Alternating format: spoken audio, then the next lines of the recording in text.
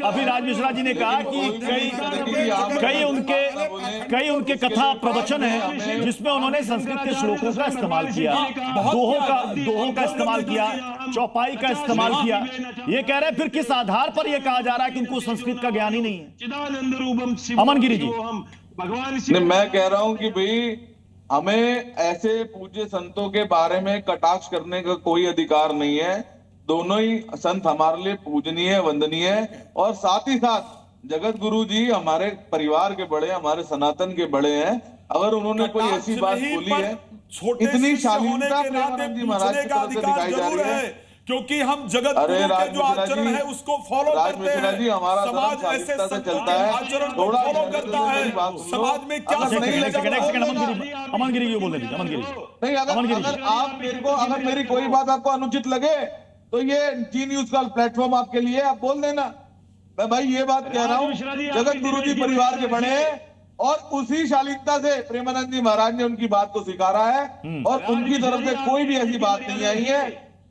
अभी तक प्रेमानंद महाराज की तरफ से इस पर कोई उनके विचार सामने नहीं आए, यही उनका कोई जवाब सामने नहीं आया। अब यही संत और असंत का लक्षण यही होता है। मैं दोबारा कह रहा हूँ, श्री रामचरितमानस के आरण्य कांड का दोहा नंबर 45 संत का लक्षण श्रद्धा क्षमा मैत्री दाया मुदिता मम पद प्रीत अमाया। संत को श्रद्धावान होना चाहिए, संत को क्षमावान होना चाहिए, संत के अंदर दया होना चाहिए। वो यही दिखाया प्रेमानंद जी ने, यही दिखाया।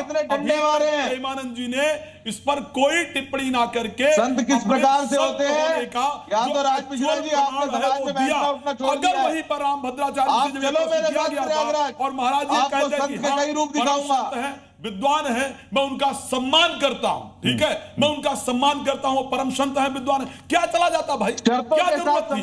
अगर आप भारत के जगत गुरु, क्या सम्मान सही है? सनातन धर्म का जगत गुरु कहते हैं, उसके बाद आप ये कहते हैं कि मेरा कोई उत्तर नहीं दे सकता। अरे मेरे संस्कृत राज मिश्रा जी, आप एक बात बताइए, आप शर्तों के साथ सम्मान करेंगे? इतना नीचे लेकर के आना चाहते हैं, आप लोगों को चैलेंज करते घूमना चाहते हैं और किसी ने आपके श्लोक का उत्तर दे दिया, फिर आपकी क्या, फिर आप जगत गुरु वाली पोजीशन पर रह जाएंगे। तो आप अगर बड़े हैं ना, अरे जगत गुरु की पोस्ट क्या कि क्षमा बढ़न को चाहिए, दिएगा को उत्पात का कबीर हरि को घटे जो भृगमारी लात। तो इस बात को ध्यान रखना चाहिए कि आप भगवान का अनुसरण करते हैं, आप भगवान राम की कथा करते हैं। जहां शैलेशानंद महाराज, क्या रामभद्राचार्य जी को बचना चाहिए था, ऐसा सवाल करते हुए?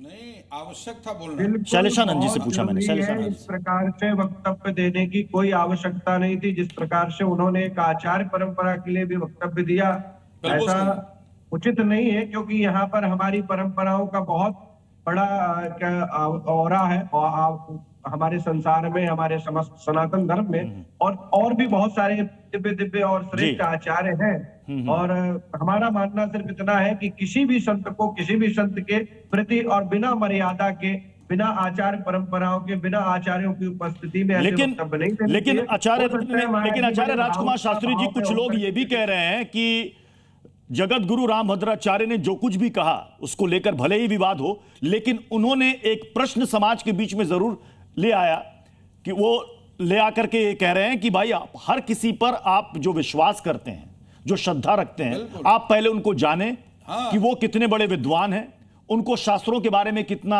ज्ञान है। क्योंकि उन्होंने किसी का नाम नहीं लिया, लेकिन उन्होंने कहा कि कई मूर्ख लोग भी आजकल कथावाचक बन रहे हैं। बहुत, मैं इसमें कोई संदेह नहीं है कि उन्होंने ये वक्तव्य बहुत श्रेष्ठ दिया, बहुत सही कहा करना चाहिए।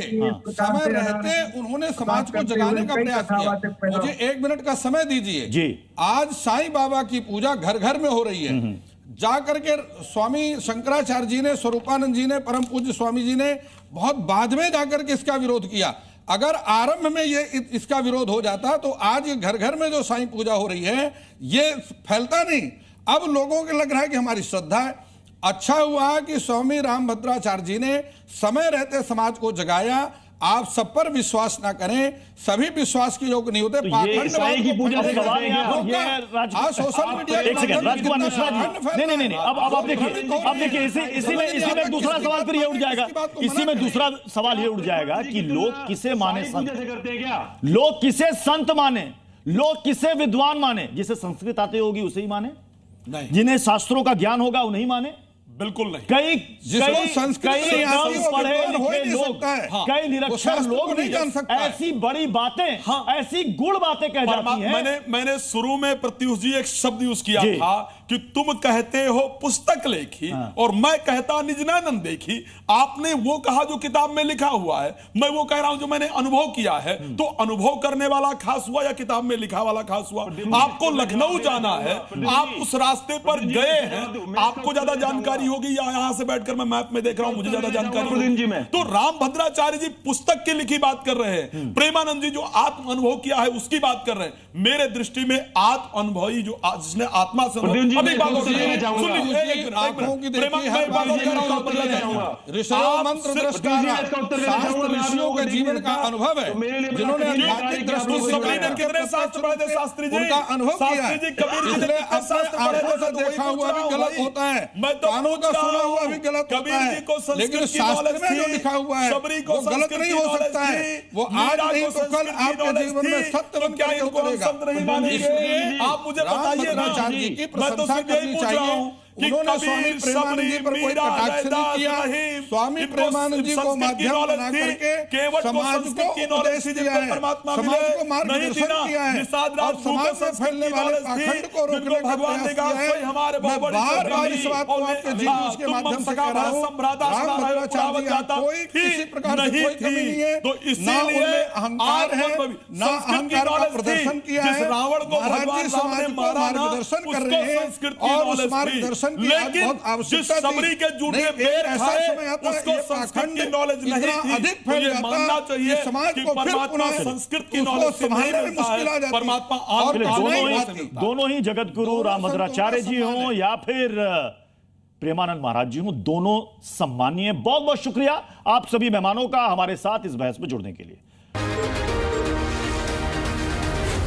जी न्यूज़।